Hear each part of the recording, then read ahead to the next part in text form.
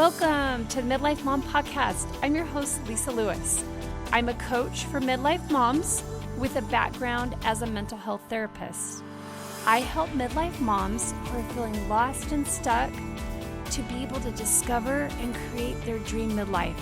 Let's do this. Welcome back to the Midlife Mom Podcast. Last week, I did an episode about worry, and it must have been a topic of interest because there were more downloads for that podcast episode. So it got me thinking, if you have a topic that you would be interested in having me cover, I would be open to doing so. And maybe just email me at midlifemomcoach@gmail.com. So that's midlifemomcoach@gmail.com. And let me know if there's a particular topic that you would like to see covered. I would definitely consider that. So when I did that podcast last week, I mentioned that I was going to be leaving for a baby shower for our oldest daughter. We did get to go to that, which was great. And I think the thing that was the funnest part was just our daughter and just how appreciative she was that we came. She really valued our efforts to come, and she just loves spending time with us, which is so fun. And I love being able to have time with my kids. I'm going to do a few podcast episodes on relationships related to marriage. And the reason I decided to do this, well, there's a couple of reasons. I'll tell you the second reason in a minute. But the first reason is because I am seeing this come up with clients I work with related to marital relationships and ways to improve it. And so that got me thinking. And then my husband, interestingly enough, he was having a conversation with someone recently, and he was thinking about marriage and particularly our marriage. And he made the comment to me that the work that I've done on myself and how much it's improved our marriage. So I'm going to go into that today. I'm going to go into 3 things that I know I changed that definitely impacted our marriage for good. Now, with that being said, I wouldn't say that our marriage was not in a good place. We have always been really good friends. We actually started dating when I was a senior in high school and he was a junior, and dated my whole senior year. And then we kind of went our separate ways for a few years, and then we ended up back together. So we've had a really good friendship, and he has been a very patient man with me and some of my mental health challenges, which has definitely helped. And I've also done some of my own work. So there are 3 things that I thought of that have really impacted me and how I've showed up in our marriage. And I wanted to share those with you today in case there are any of you that might be struggling in your marriage, or maybe the marriage is good and you just want to improve it, and just to give you some ideas or maybe get you thinking about ways to improve it. And again, I'm going to do another podcast the following week related to marriage, and I think that could also be helpful. So the first thing that I did that helped impact my marital relationship was being able to get help for the impact that growing up with both of my parents being alcoholics had on me.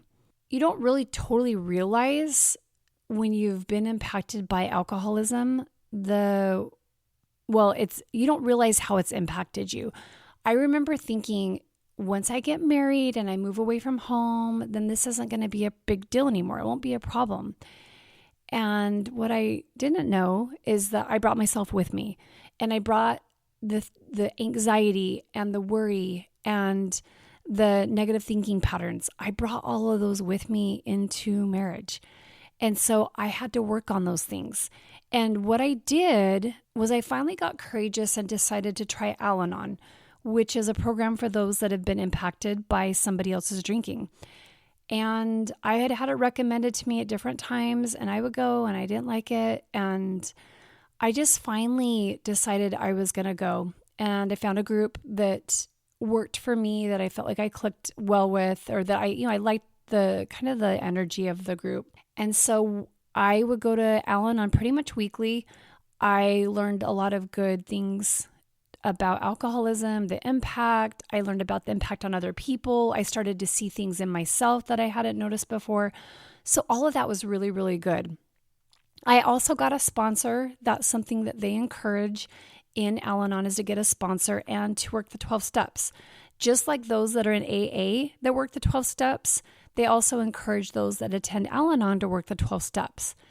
And so you do that usually with a sponsor. The sponsor guides through walking through the steps. My sponsor was amazing. She was, well, at the time, she was probably in her 70s. And even as I think of her now, I just think how much I love her and how grateful I am that she was willing to commit time weekly to talk with me. We would have weekly phone calls, and she was just so good to me and would call me out of my crap at different times and be able to notice things that, I was saying, and she would listen to me. So anyway, and she also worked the 12 steps with me, which that was really powerful to work the 12 steps. Another thing that I did in addition to going to Al-Anon related to the impact of my growing up was getting into therapy and being able to process through some of the trauma. Another thing that I did as I went through my graduate program is I started learning different skills, different therapy modalities, and I started applying them to myself. The one that there's two that I think were the most helpful. One was CBT, or cognitive behavioral therapy. It's a way of being able to notice thought patterns and the way that it impacts how we feel and how we behave. And being able to notice how those patterns those thought patterns can sometimes really affect us negatively. And so that has been really, really good work. I still do it today. And then also being able to process and allow for emotions. I do talk about that a lot on this podcast. And that was the other thing that I applied. So all of those things, Al-Anon, getting a sponsor, going to therapy, and then doing CBT work and practicing allowing for emotions, all of those helped with navigating the impact that my childhood had on me. And so it wasn't as negative an impact is really what it essentially did. So it wasn't impacting me negatively as much anymore. Okay, the second thing that I did is I stopped complaining to my husband in an effort to get him to solve my problems. I did this for a long time, and I didn't even realize I was doing it. I think I must have been looking for the knight in shining armor to take me away from my troubles of my growing up and to save me, essentially. And I would look to him to solve my problems. He would come home at night, and I felt like, I don't even know if I realized it at the time. When I look back on it now, I totally realize that I did this, but I would be looking to tell him about all the problems of the day or the things my brain decided to worry about. And I would be looking for him to fix and solve it for me. And I guess I just didn't realize that I could solve for a lot of them myself. I just didn't have the skill set to know how to do that at this point. And so that's why I would go to him. But then as I started working on myself, I started gaining that confidence of, you know what, I can totally solve for things on my own. And it doesn't mean that I still didn't go to him to consult with him about things. Or sometimes I would even share with him, hey, I had this thing going on and I came up with a solution. I've got it figured out, but I just wanted to share with you kind of, this thing I was trying to deal with. And then there are still times where I might go to him and say, hey, I just wanted to talk with you and see if you could help me in being able to figure out a solution to this thing. I've got a couple of ideas, but I'm kind of feeling torn on which direction to take. And I will talk with him about it. Now, obviously, if it has to do with things involving both of us, I'm going to consult with him. Totally going to consult with him. He is my partner, and I am going to do what I can to communicate with him about things that involve both of us. But if it's my own problem, my own stuff, I oftentimes just try to figure it out on my own now. And that's been really big because it's probably lightened the load on him. And he probably didn't realize that he was showing up trying to solve and fix my problems. And what it did is it kind of released him from that. And I was able to take responsibility for my own problems. And then it improved the marital relationship because I wasn't this complainy, wife that was always going to my husband with problems. I mean, just not really fun to have in the relationship on a continual basis. Okay, the third thing was I changed the way that I thought about sex. What I did, or what I noticed about myself, this wasn't in the initial part of marriage, but then as things started getting more hectic, life got hectic, we started having children, I realized what I was doing is I thought about sex as a way to, quote, take care of him versus this is an experience for us to enjoy together. And my way of thinking about it like that, and I didn't do it all the time, but I would say it was a larger percentage of the time of like, oh, how many days has it been? I need to take care of my husband. And my thinking that way, what it did is it totally killed my desire. It really did. It killed my desire to want to spend that kind of quality time with my husband and to enhance our relationship. And once I realized I was doing that and I started making some shifts in the way I thought about it, the whole relationship changed. The whole sexual relationship changed as far as like how I showed up. And another big piece of this was we took a course several years ago by Jennifer Finlinson Fife, and she does courses related to sex and intimacy.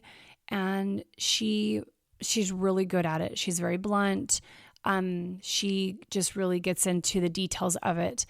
And that really was changing for me to take that course. And I took it with my husband, and we had some really good conversations about it. And it was no longer a wedge in our marriage.